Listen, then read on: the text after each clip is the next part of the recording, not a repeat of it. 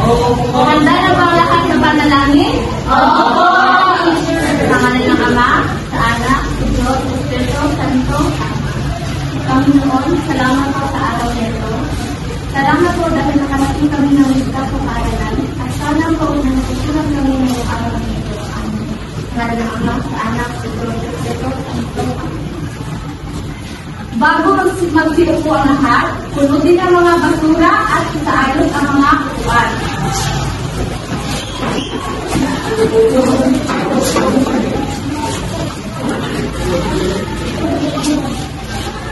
Ngayon, may patakaran na kapatid. Una, pwede na kayong... Ngayon, may patakaran na kapatid. Una, kapag nagsasalita ang guro sa harap, dapat makinig. Pangalawa, bawal manghuli. Pangatlo, bawal magkalat at magtapon ng basura. At umupo ng maayos. Pang-apat, dapat kapag may tanong ng guro o may tanong kayo, itaas ang kamay. So, magdala ako ng mga lumiban sa klase. May lumiban sa klase ngayon? Group 1. May lumiban ba? Group 2. Group 3. May lumiban sa group 3? Wala. Sige.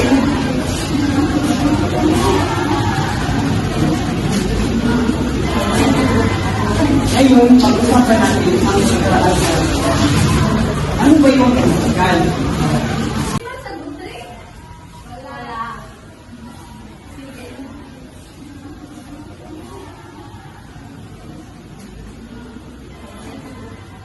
Ngayon, pag-usapan natin ang pagkakaan. Ano ba yung pagkakaan? Ang pagkakaan ay isinasalaysay sa pagdadaming pamamaraan sa pamamagitan ng pagsulat, pagtanghal o pagtira. Ngayon, ang tatalakayin natin ngayon ay isang akdang pampanitikan. Ito ay, ngayon nito ay itanghal sa pamamagitan ng kilos, galaw, at pag-iisip sa mga tauhan.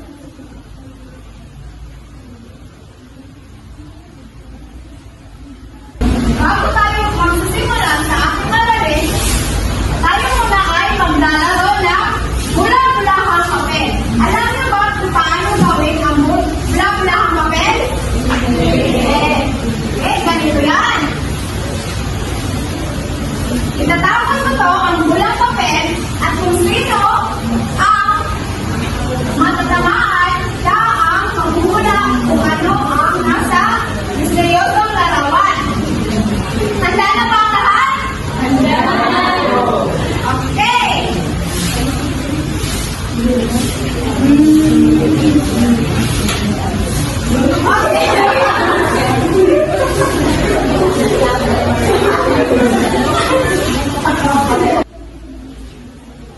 Bago tayo magsisimula sa ating aralin, tayo muna ay maglalaro ng bula-bulahang papel. Alam niyo ba kung paano gawin ang bula-bulahang papel? Ganito yan. Itatapon mo to ang bulang papel at kung sino ang matatamaan, siya ang maghula kung ano ang nasa misteryosong larawan. Handa na ba ang lahat? Handa na! Okay!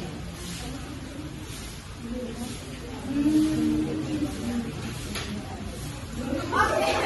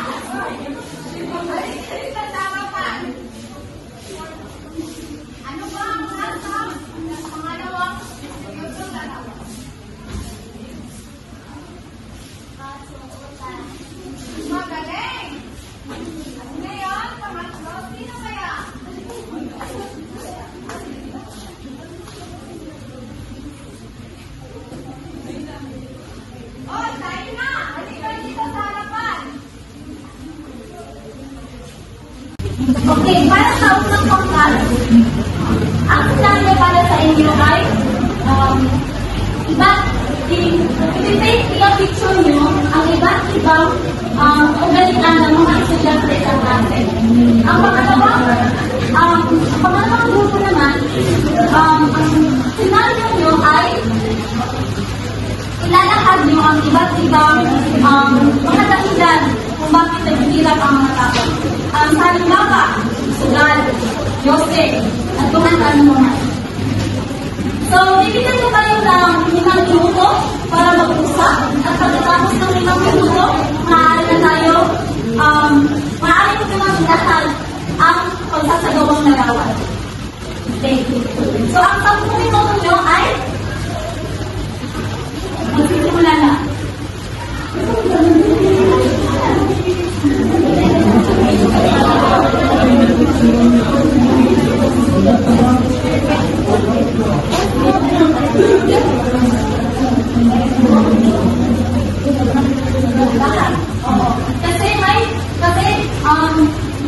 Ito ang rasyon nyo kapag kayo ay nakagawa sa nasusunod mo. So, lahat ng grupo ay kailangan makilahok. Okay na yun? Wala na bang ibang katanungan?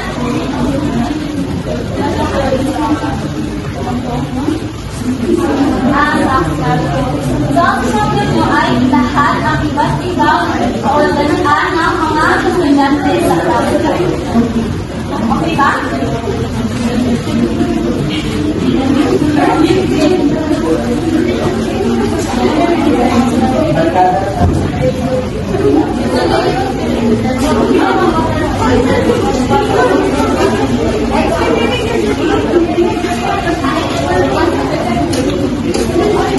Okay, last 4 minutes. Oras na po mga bata kaya.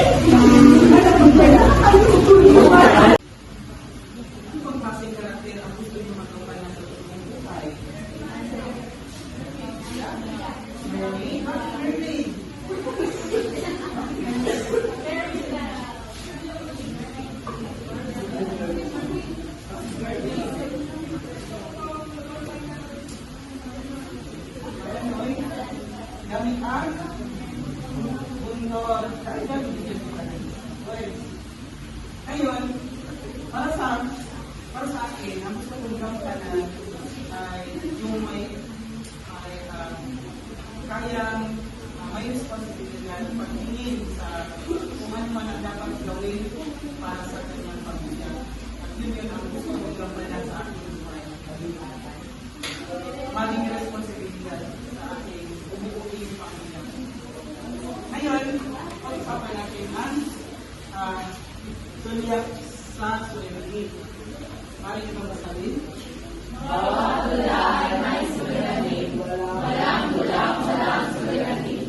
Mawawala ng saysay ang tula kung wala itong suliranin. Uwalitin ko ba? Mawawala ng saysay ang isang tula kung walang suliranin. Bakit? Bakit kung walang suliranin, ano ba ang epekto na tula?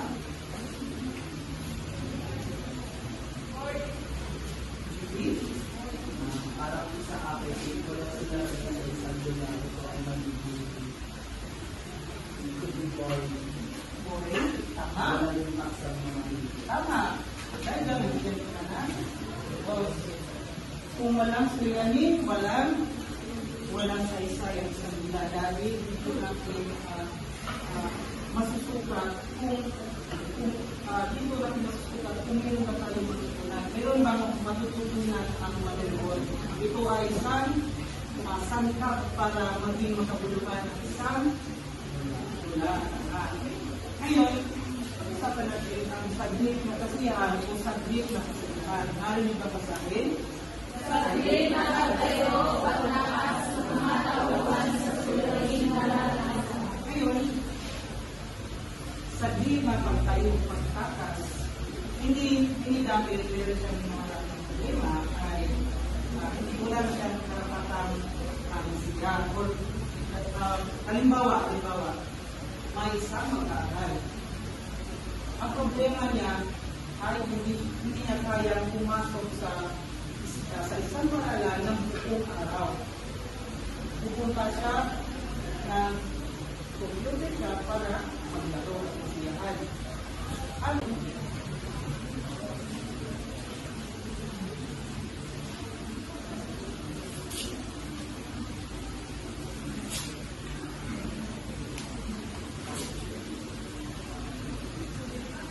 Uulitin ko, kapag may pagkatanong si teacher, kapag magtatanong si teacher at pagod tinatama ang teacher, magbibigay ng puntos sa teacher. Mga karagdagang puntos. At yung star ang may katumbas na oy, tama. Ngayon, pag-usapan natin ang dula. Ano yung dula? Mahal niyo bang sa akin? Ang lalarawan ng buhay na nilalabas sa isang pamalan. Ulitin ko, sa makatuwid, ang dula ay matangal, itatangal sa isang tato, at ito ay damdamin nilahad sa harapan. Bakit sa inyong karanasan, ba kayo napanood na sa dula? Anong klaseng dula yun? RG. Ha? Mari ko ba tumayo?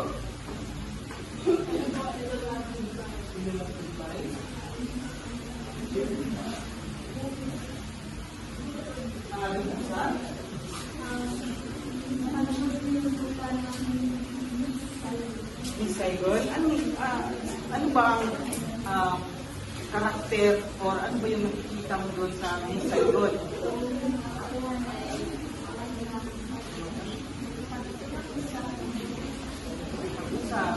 At dahil doon, bibigyan kita ng star. Ngayon, pag-usapan natin ang mga salita ng dula. Una,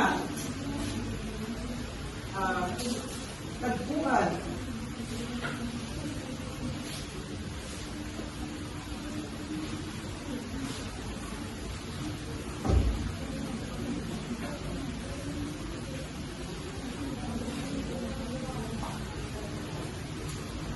Maaari niyo bang basahin?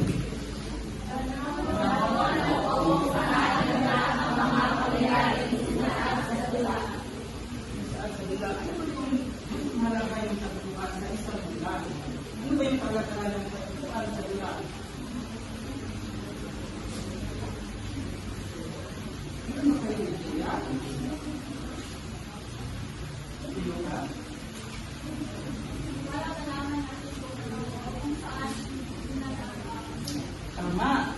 O ito ay isang definition ng mga karakter. Kung saan sila, saan nangyayari ng isang pangyayari. Tama. Kaya ito, bibigyan kita ng 10 puntos.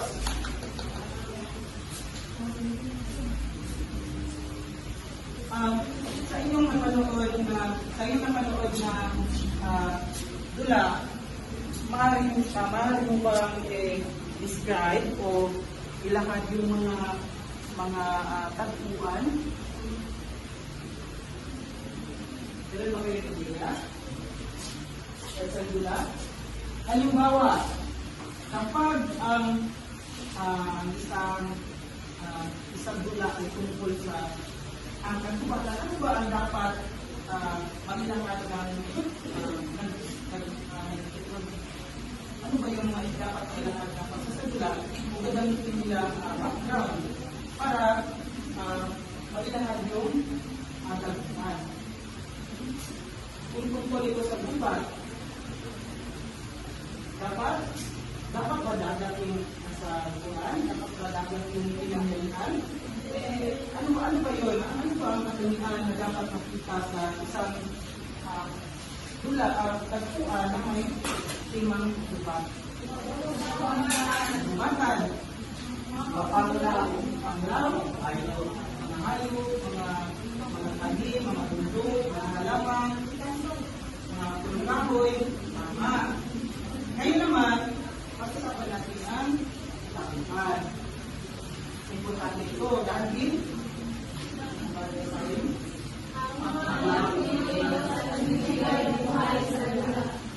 walang tauhan, walang tula. May ba malaman kung anong klaseng karakter na gusto niyong gampanan sa totoong buhay? So, ayun mga bata.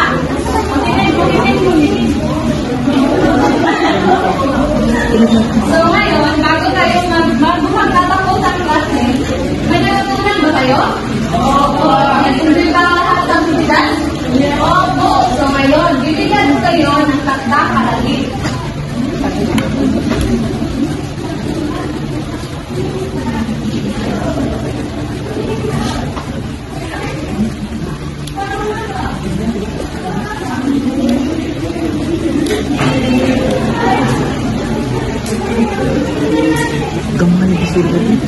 So, ang takdang aralin, mananalisip ng isang dula at kukunin ang mga sangkap ng dula na makikita sa bilang inyong nakilig. Ilagay ang takdang aralin sa isang buong papel. Isang buong papel, hindi ka lahat. Ipasa sa dalawang na lunes. Kulyo, 12.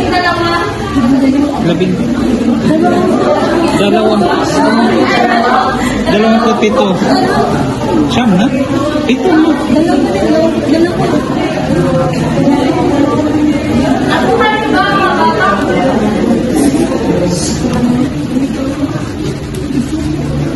Ulitin ko ang takdang aralin ay mananalisip ng isang dula at kukunin ang mga sangkap ng dula na makikita sa dulang iyong nakilig. Ilagay ang takdang aralin sa isang buong papel. At nasahin nyo na lang kung ilan yung mapasa.